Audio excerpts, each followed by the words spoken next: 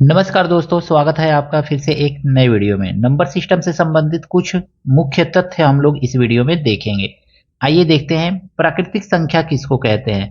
वैसी सभी संख्याएं जिससे हम काउंटिंग करते हैं, किसी वस्तु को काउंट करते हैं, उसको हम क्या कहते हैं? प्राकृतिक संख्या कहते हैं। जैसे एकदम कॉन्सेप्ट क्लियर करने के लिए 1 हो गया, 2 हो गया, 3 हो गया, 4 हो गया, डैश डैश डैश। इसी तरह से अनंत तक हम जब काउंटिंग करते हैं तो इस तरह के संख्याओं को हम क्या कहते हैं? नेचुरल नंबर कहते हैं, प्राकृतिक संख्या कहते हैं। इसमें जीरो और ऋणात्मक संख्या को शामिल नहीं किया जाता है। याद रखिएगा कि नेचुरल नंबर में जीरो और ऋणात्मक ऋणात्मक संख्याओं को शामिल नहीं किया जाता है। दूसरा है पूर्ण संख्या। प्राकृतिक संख्या के साथ जब जीरो को भी शामिल कर लिया जाए तब हम उसको कहते हैं पूर्ण संख्या। जैसे 0 हो गया, 1 हो गया, 2 हो गया, 3 हो गया, 4 हो गया। यानी कि हम 1 2 3 से 1 से ना शुरू करके गिनती 0 से जब शुरू करते हैं गिनना तो उसको हम पूर्ण संख्या कहते हैं, होल नंबर कहते हैं। पूर्ण संख्या में ऋणात्मक संख्याओं को शामिल नहीं करते हैं। प्राकृतिक संख्या में 0 और ऋणात्मक को शामिल नहीं करेंगे। पूर्ण संख्या में केवल ऋणात्मक संख्याओं को शामिल नहीं करते हैं, 0 को शामिल करते हैं। पूर्णांक संख्या, इंटीजर नंबर, यानी कि जब हम क्या करें, 0 से इधर प्लस की तरफ जाए, +1, +2, +3, ऐसे लिखते चले जाए, 4, 5, 6 डैश डैश डैश आगे लिखते चले जाएं। और 0 से इधर हम -1, -2, -3 माइनस वाली संख्याओं को भी ले, यानी कि 0 के साथ सभी पॉजिटिव नंबर और 0 के साथ सभी निगेटिव नंबर मिलकर के क्या कहलाती हैं? तो पूर्णांक संख्या यानी कि इंटीजर नंबर कहलाती हैं। विषम संख्या किसको कहते हैं? ऐसी संख्या जो 2 से विभाज्य न हो, 2 से विभाज्य न हो, वैसी संख्या को हम क्या कहते हैं? विषम संख्या कहते हैं। विभाज्य विभाज्य न हो। जैसे कोई 3 हो गया आपका, 3 जो है 2 से विभाज्य नहीं होगा।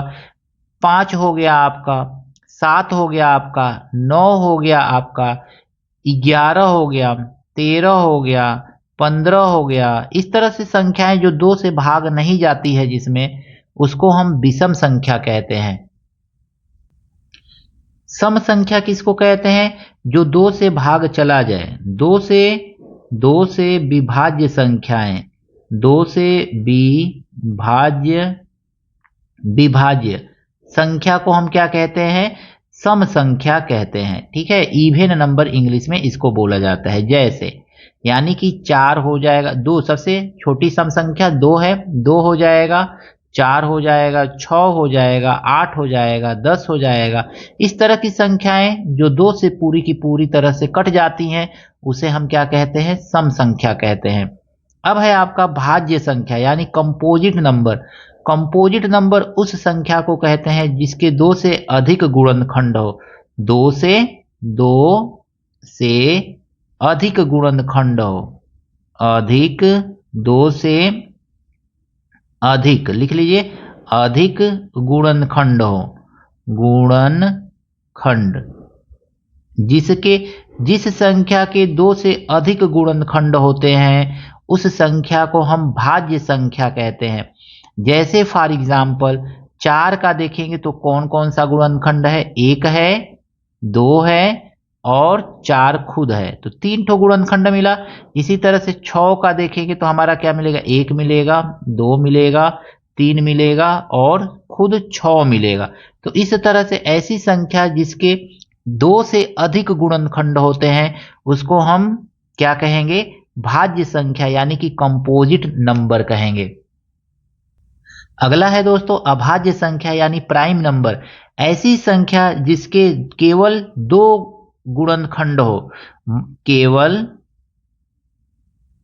2 गुणनखंड हो, केवल 2 गुणनखंड हो। ठीक है ना, गुणनखंड हो, केवल 2 गुणनखंड हो, ऐसे केवल 2 गुणनखंड उसको हम अभाज्य संख्या कहते हैं।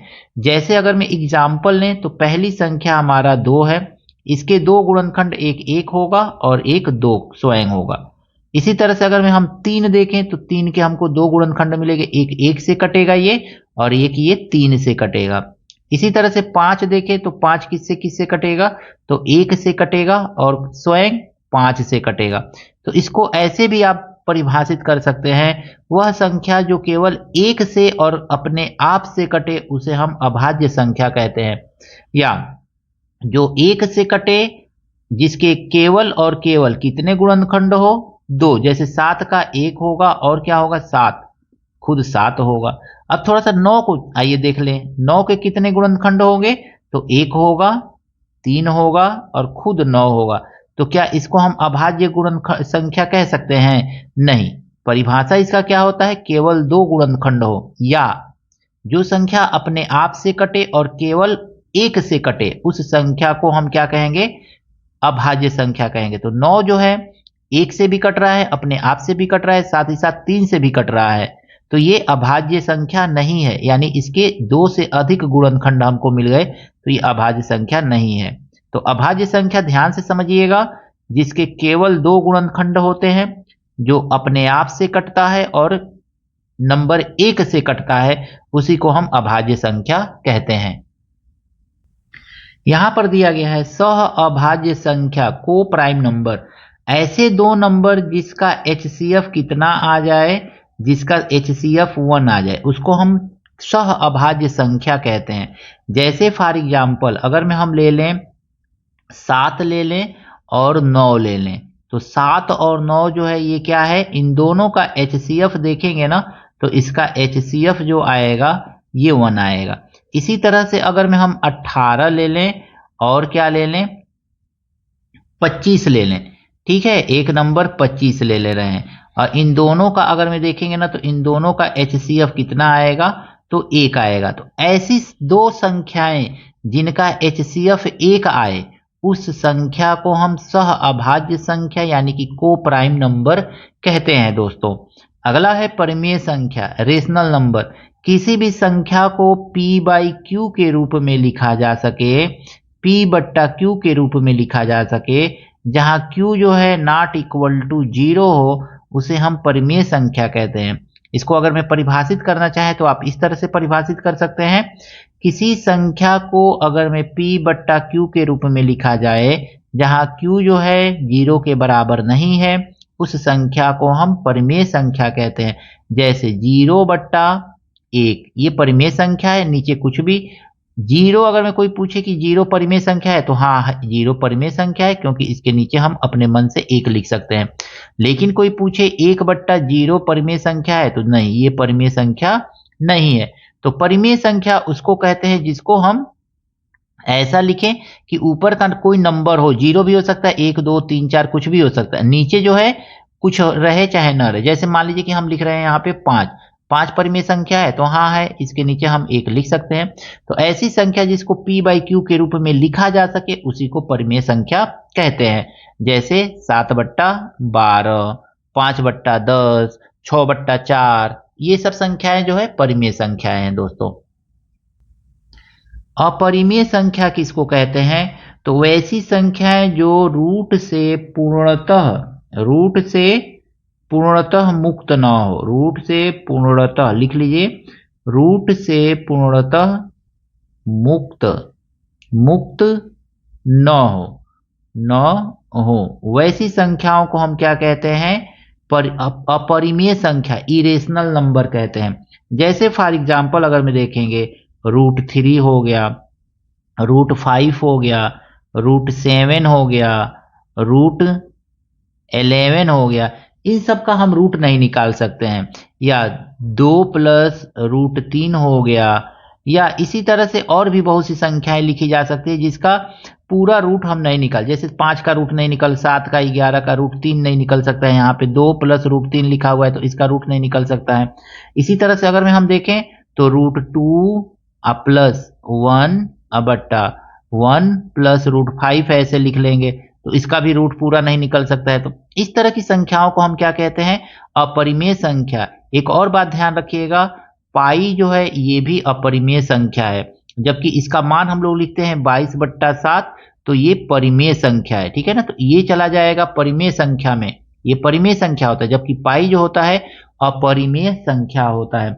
तो ऐसी संख्याएं जो रूट से पूर्णतः मुक्त न हो, उस संख्याओं को हम अपरिमेय संख्या कहते हैं। अब आइए देखते हैं दोस्तों कुछ नंबर सिस्टम से संबंधित महत्वपूर्ण बिंदु।